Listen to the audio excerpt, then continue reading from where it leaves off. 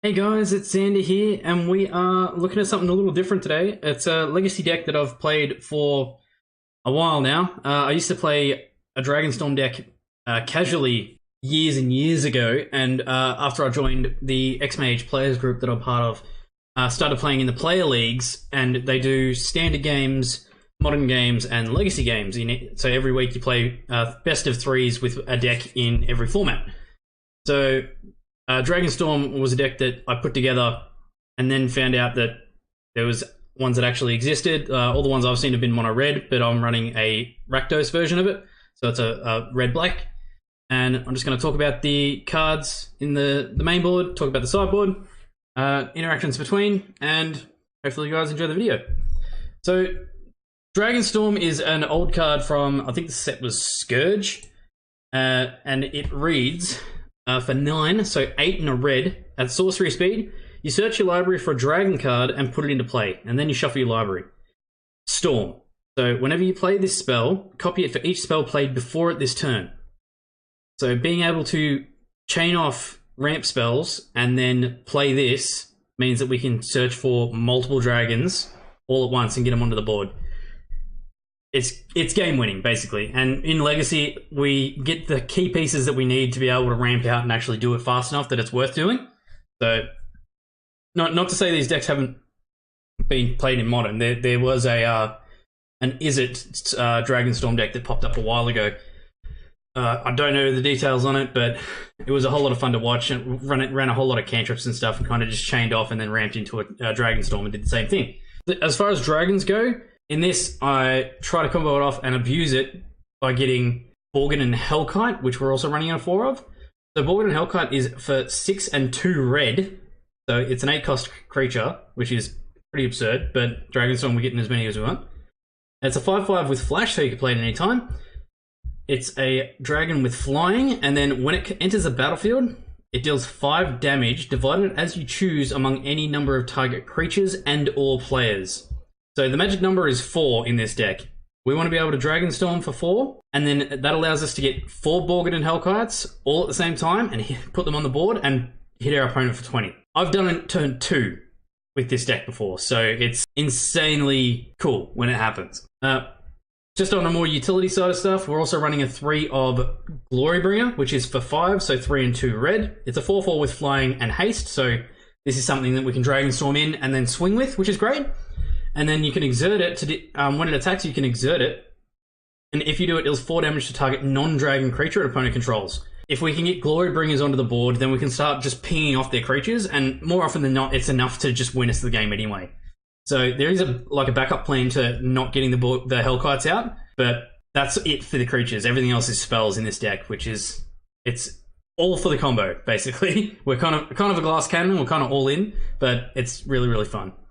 As far as the ramp goes, in the black ramp, we're running Cabal Rituals in a 4 of, which is for 2, a 1, and a black. At instant speed, you add 3 Black Mana to your mana pool. Threshold, so threshold is if you have 7 or more cards in your graveyard. Instead, you add 5 Black Mana to your mana pool. So this is insanely good ramp, and if they stop the first one, later on, we're getting extra ramp, and it's making it easier for us to do what we want. So Cabal Ritual is just a really good card.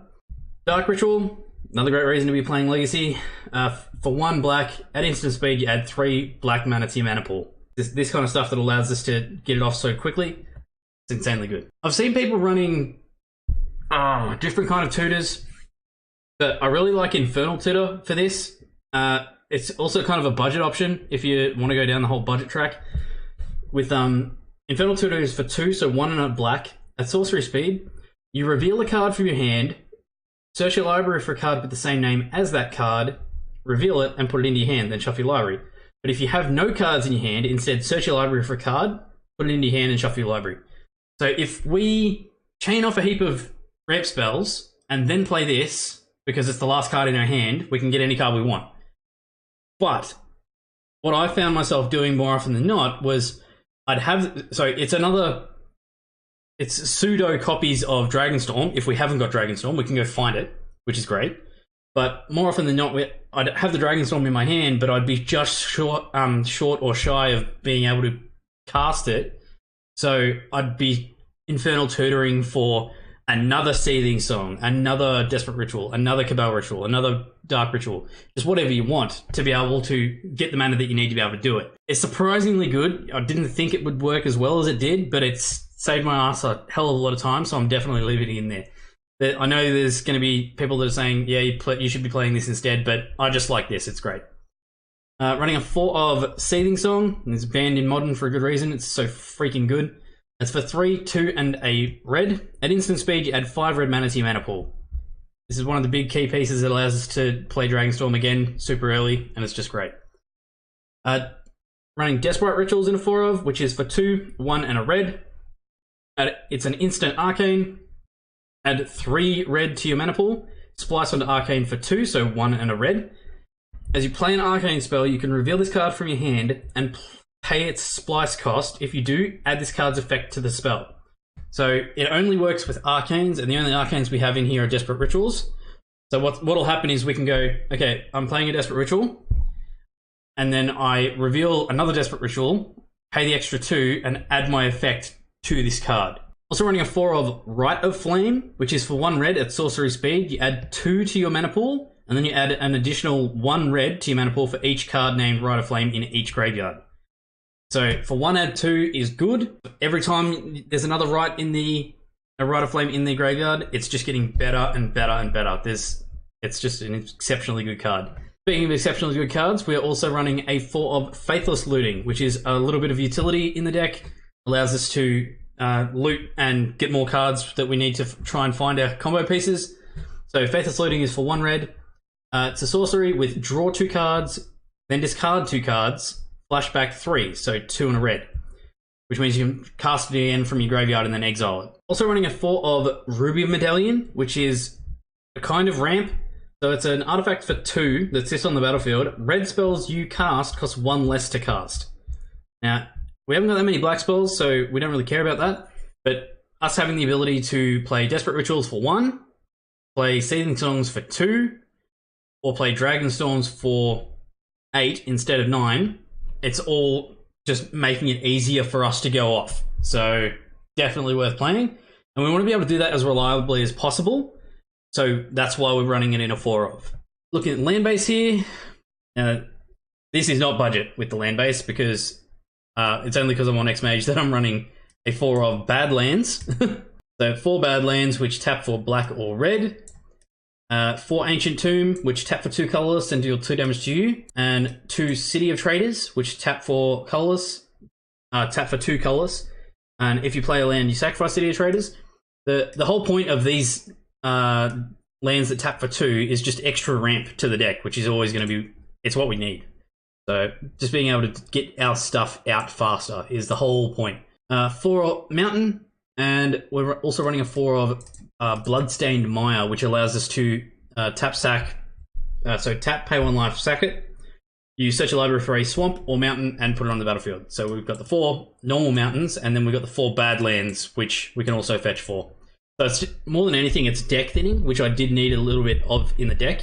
So we're only running 18 lands, but because we're running so much ramp, the deck's worked fine with it.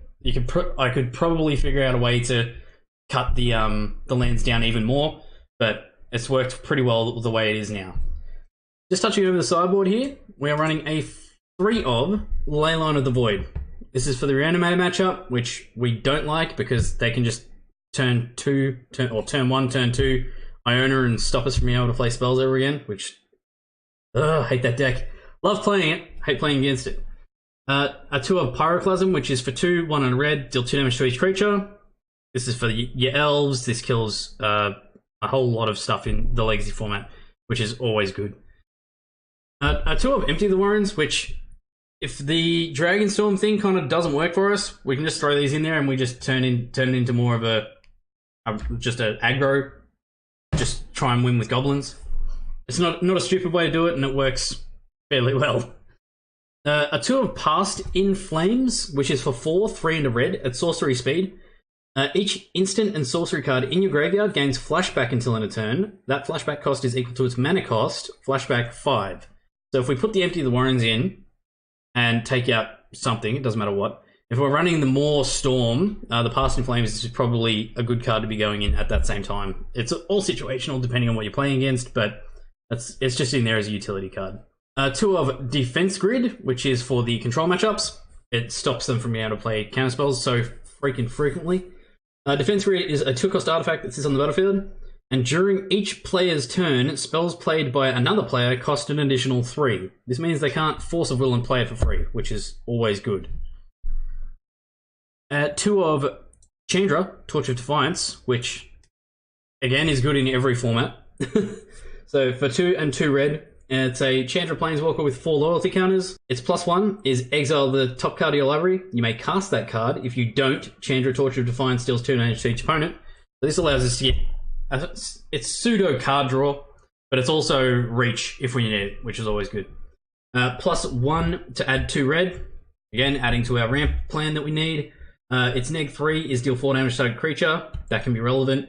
And its -7 is you get an emblem with whenever you cast a spell, this emblem deals 5 damage to target creature or player. So if we're chaining off and doing our thing, if we've got their emblem, we could pretty much just win a game just by having the emblem out and then chaining off spells. Running a 2 of Shattering Spree, which is for 1 red at sorcery speed. Destroy target artifact, replicate 1 red. When you play this spell, you copy it for each time it was replicated, and then you may choose new targets for the copies. This just hoses anything running multiple artifacts. So 12 Post is a deck in Legacy. You've got stacks, you've got all these things that run really good artifacts, and this just answers that, which is great.